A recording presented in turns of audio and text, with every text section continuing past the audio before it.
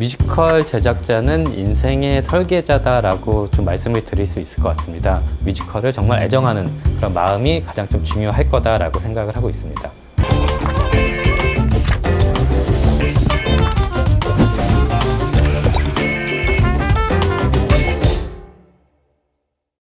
네, 안녕하세요. 저는 CJ ENM에서 공연 사업부장이자 제작하는 모든 작품의 총괄 프로듀서로서 역할을 하고 있는 예주열이라고 합니다.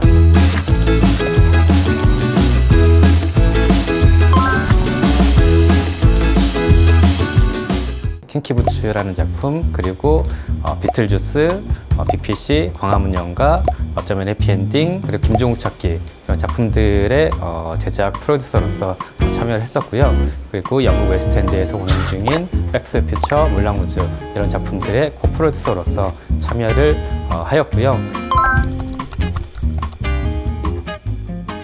총괄 프로듀서의 역할은 작품 기획부터 캐스팅, 스태핑 모든 부분에 있어서 의사결정을 하고 제작에 참여하는 역할이라고 볼 수 있을 것 같습니다. 방송국 PD 같은 경우에는 연출을 하는 역할이 조금 더 강한 반면에 뮤지컬 프로듀서 같은 경우에는 연출가라기보다는 제작자로서의 역할이 훨씬 더 큰 역할이다라고 볼 수 있을 것 같고요. 창작 뮤지컬 같은 경우에는 작품이 처음 탄생을 할 때 작가, 작곡가, 연출가 이런 크리에이티브 팀을 선정을 하고 선정 이후에 작품이 기획 개발된 후에 극장을 정하고 그리고 크리에이티브 연출진, 스태프들을 선정을 하고 배우 선정을 한 후에 각각 전 분야의 이제 디자이너들을 섭외를 하고 작품이 제작이 되고 그 이후에 마케팅, 관객들한테 마케팅을 하는 그런 역할까지도 프로듀서가 의사결정하고 모든 제작에 참여를 한다라고 보시면 좋을 것 같습니다.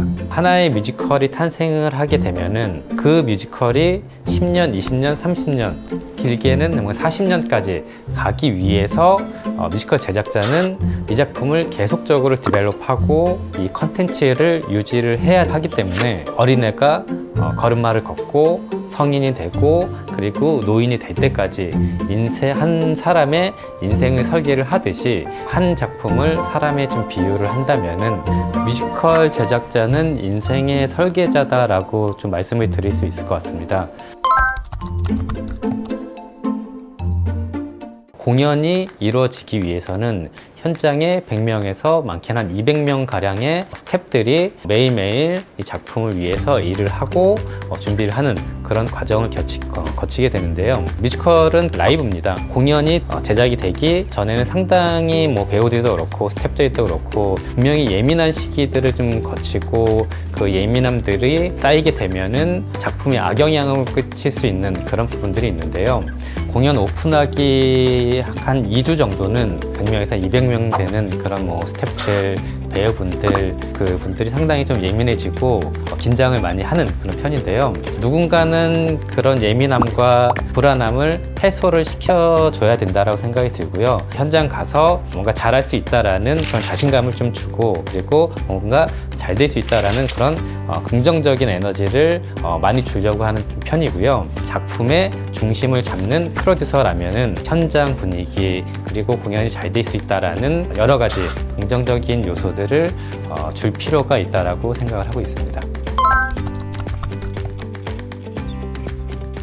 대학교에서 전문적으로 이 뮤지컬 프로듀서로서의 전공을 하기는 사실 쉽지는 않습니다. 실제로 국내뿐만이 아니라 해외에 있는 프로듀서들의 전공을 보면은 사실 어떠한 전공이 딱 그 프로듀서로서 맞는다라고 하기에는 어려울 정도로 상당히 다양한 전공자들이 많고요. 그런 전공자들이 뮤지컬을 왜 제작을 했는지 어떻게 뮤지컬 관련된 프로듀서로서의 업무를 시작을 하게 됐는지 사실 저 포함해서 다양한 이제 프로듀서들한테 물어보면은 역시나 뭔가 전공을 살린다라기보다는 뮤지컬이 1차적으로 너무 좋고 뮤지컬에 대한 매력을 본인이 느끼고 나서 이 업무들을 이 프로듀서로서 역할을 해야겠다라고 하는 그런 분들이 좀 많은 것 같습니다. 가장 중요한 거는 뭐 전공도 전공이지만 뮤지컬 프로듀서가 되기 위해서는 뮤지컬을 사랑하고 뮤지컬을 정말 애정하는 그런 마음이 가장 좀 중요할 거다라고 생각을 하고 있습니다. 무대에서 펼쳐지는 작품을 먼저 많이 접하고 많이 보게 된다면은 자연스럽게 무대에 대한 그런 좀 이해의 폭은 넓어질 수 있을 거다라고 생각이 들고요. 관객을 또 이해하기 위해서는 관련된 일을 경험을 하게 된다면은 실질적으로 어떠한 관객들이 오고 관객들이 어떻게 작품을 즐기는지를 사실 이해를 할 수 있을 것 같습니다. 영상으로 무대를 이해를 하기보다는 직접 현장에서 무대를 이해를 하는 게 가장 좋은 경험이다라고 생각을 하고 있습니다. 가장 먼저 이루어져야 되는 게 대본이랑 음악이 먼저 나와야 됩니다. 그리고 나서 연출, 안무, 음악 감독 이런 그 크리에이티브 스텝진들이 꾸려지고요. 그리고 나서 무대라든지 음향이라든지 소품이라든지 의상 같은 디자이너들이 이제 꾸려지게 되고요. 디자이너들이 만들어낸 그런 이제 피지컬 프로덕션들, 무대라든지 조명이라든지 이런 부분들이 좀 이루어지고 디자인이 이루어지고 그리고 나서 배우들을 선정을 하게 됩니다.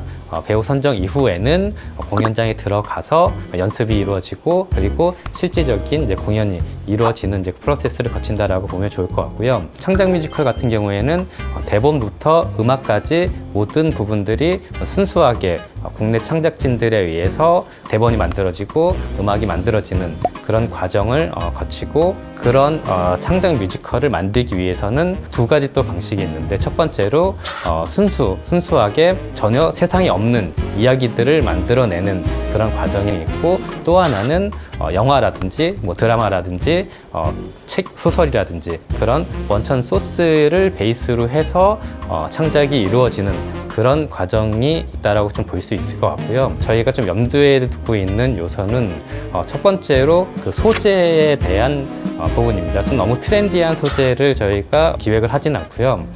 상당히 좀 보편적인 소재를 뮤지컬로 기획을 하는 편입니다. 그 이유는 하나의 컨텐츠가 제작이 되면은 10년, 20년 이런 영속성을 가지고 끊임없이 공연이 되기 때문에 10년, 20년간 관객들이 이 작품에 대해서 이해하고 공감할 수 있는 그런 일반적인 보편적인 소재를 뮤지컬 제작하는데 많이 좀 도입을 하는 편이고요. 소설이나 드라마보다는 영화 위주로 소싱이 많이 좀 되는 편입니다. 그리고 가장 또 중요한 부분 중에 하나는 이제 캐릭터에 대한 부분인데요. 2시간 동안 관객들은 뮤지컬을 보는 데 있어서 주인공을 이해하고 주인공을 응원을 해야지 작품을 쉽게 보고 작품을 즐길 수 있기 때문에 일반적으로 주인공 캐릭터를 상당히 관객들 편에서 이해할 수 있고 응원하면서 그리고 그 캐릭터가 성장할 수 있는 그런 요소들을 저희가 좀 중요하게 여기는 편이고요. 뮤지컬 같은 경우에는 음악이 빠질 수 없기 때문에 어떠한 웅장함을 줄 수 있을지 그리고 캐릭터들이 그 음악을 통해서 관객들에게 어떠한 감정을 일으킬 수 있을지에 대한 요소들이 좀 중요하기 때문에 음악적 장르를 어떻게 선정을 하느냐도 상당히 좀 중요한 포인트라고 좀 볼 수 있을 것 같고요. 마지막으로 뮤지컬 같은 경우에는 배경에 대한 그런 좀 제약들이 있기 때문에 그러한 그 공간적 배경 그리고 시간적 그 배경들을 어떻게 하면은 관객들이 이해하고 그리고 그 안에서의 스펙타클을 만들어낼 수 있을지가 상당히 좀 중요한 요소다라고 좀 볼 수 있을 것 같습니다. 뮤지컬 배우는 연기도 해야 되고 노래도 해야 되고 그리고 안무도 춤도 춰야 되는 다양한 방면에서의 재능이 사실 좀 필요한 배우이기 때문에 연기, 춤, 노래 세 가지 요소 중에 정말 하나만 뽑자면은 저는 노래인 것 같습니다. 뮤지컬이라는 장르의 특성상 음악으로 감정이 표현이 되고 음악으로 가장 중요한 하이라이트가 표현이 되기 때문에 그만큼 뮤지컬을 보는 관객들 입장에서는 감정선이라든지 여러 가지 작품을 보는 데 있어서 어려운 부분들을 경험을 할 수 있기 때문에 가장 중요한 포인트다라고 좀 생각을 하고요. 감정식 후 연기를 하면서 음악을 표현을 해야 되는 그런 부분들도 분명히 좀 중요한 요소다라고 생각을 하고 있습니다. 오디션을 한 번만 봐서 무조건 이 배역에서 붙겠다라는 생각보다는 다양한 오디션 경험도 상당히 좀 중요할 것 같습니다. 오디션 없이 캐스팅을 하는 경우는 거의 없습니다. 2분에서 길게는 한 5분, 이 짧은 시간 안에 본인의 역량을 좀 펼쳐줘야 되는데, 사실 뭐 너무 짧은 시간이기 때문에 그런 역량을 펼치기가 솔직히 쉽지는 않습니다. 본인이 최선을 다하기 위해서는 1차적으로 좀 자신감인 것 같습니다. 그 자리에서는 내가 주인공이고 내가 이 역할이다 라고 마음가짐을 하고 오디션을 본다면은 충분히 배우의 마인드와 배우의 역량이 심사위원들한테 발휘가 될 수 있을 거다라는 생각이 들고요. 오디션이라는 과정도 계속 경험을 하다 보면은 오디션을 어떻게 잘 봐야 되고, 그리고 오디션을 어떻게 준비를 해야 되는지에 대한, 그리고 심사위원들이 어떤 피드백을 주는지에 대한 노하우들이 생기기 때문에 자신감과 경험, 오디션의 경험, 이 두 가지를 좀 꿀팁으로 말씀을 드릴 수 있을 것 같습니다.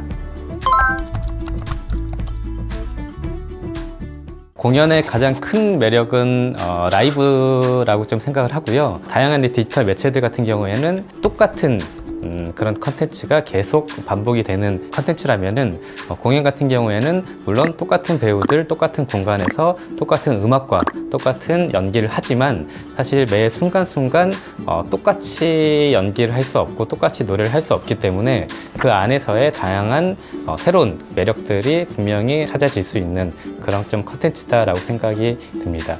그 안에서 상당히 좀 집중을 하고 컨텐츠를 즐길 수 있는 우선 마음가짐이 상당히 좀 중요하다라는 생각이 들고요. 음악을 사전에 많이 듣고 가사를 좀 음미하고 가사를 좀 이해를 하고 온다면은 뮤지컬을 충분히 즐길 수 있는 팁을 말씀드릴 수 있을 것 같고요. 그리고 우리나라 같은 경우에는 이제 공연장에 온다라는 게 되게 정말 연례 행사처럼 흔하지 않은 그런 좀 일이긴 하지만 그러다 보니까 공연장에 오는 데 있어서 되게 격식을 차려야 되고, 공연장에서는 뭔가 조용해야 되고 액션, 리액션을 취하는 거에 대해서 조금은 이제 보수적으로 생각하시는 부분들이 있는데, 뮤지컬도 다른 컨텐츠와 마찬가지로 즐기기 위해서 이 컨텐츠들을 관람을 하는 거기 때문에 무거운 마음을 갖고 오기보다는 현장에 와서도 좋은 장면이 나오고 좋은 음악이 나오고 배우들의 멋진 그런 연기가 펼쳐졌을 때는 마음껏 소리 지르고 박수치고 즐길 수 있는 그런 에티켓 역시도 공연장에서 꼭 필요한 에티켓이다라고 생각을 하고 있습니다. 상당히 좀 디지털에 익숙해져 있고 상당히 짧은 그런 숏폼에 상당히 좀 익숙해져 있고 그런 컨텐츠들만 좀 즐기는 경향들이 좀 있는 것 같습니다. 물론 그런 컨텐츠들의 장점도 있지만 짧게 에피소드들만 보는 게 아니라 뭔가 하나의 컨텐츠를 처음부터 끝까지 좀 즐길 수 있는 여유로움을 좀 가졌으면 좋겠다라는 생각이 들고요. 그래서 뭐 저희 아이들한테도 저는 실제로 뭐 쉬는 날이나 아니면은 뭐 주말에 웬만하면은 영화관에서 전체 영화를 다 보게 한다든지 아니면은 공연장으로 와서 공연장에서 컨텐츠를 좀 즐길 수 있는 역할들을 좀 많이 하려고 생각을 하고 있고요. 그러다 보면은 자연스럽게 극에 대한 이해를 하게 되고, 그런 극이 주는 메시지들을 이해를 하다 보면은 삶의 영역에서도 새로운 가치들을 받아들일 수 있고 도움이 될 수 있는 그런 부분들을 만들어내고 찾을 수 있을 거다라고 생각을 하고 있습니다. 저는 지금 이 시간을 즐겼으면 좋겠어요. 결과물이 꼭 뭐 좋게 나오고 뭐 점수가 뭐 나오는 게 아니기 때문에 여러분이 하는 과정 자체가 상당히 소중한 그런 경험이고, 결과물에 연연하지 말고 지금 얼마나 이 과정들을 옆에 있는 사람들과 즐기면서 할 수 있느냐가 상당히 좀 중요할 것 같습니다.